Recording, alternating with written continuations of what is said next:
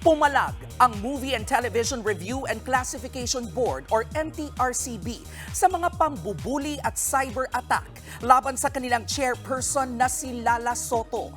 Sa inilabas na pahayag ng ahensya kanina, may mga natatanggap silang komento at mensahe na may mga rape at death threats para sa kanilang chairperson.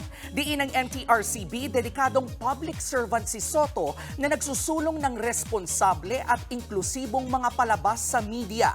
Giit pa ng ahensya, walang Pilipino ang dapat na nakakatanggap ng maganitong uri ng personal na pag-atake.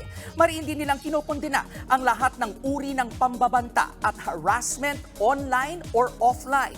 Ang mga pag-ataking ito kay Soto ay kasunod ng pagpapataw ng 12 araw na suspensyon ng MTRCB sa programang It's Showtime.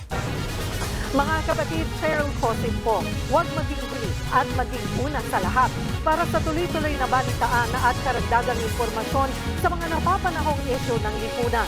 Tumutok lamang at mag-subscribe sa social media pages ng News 5.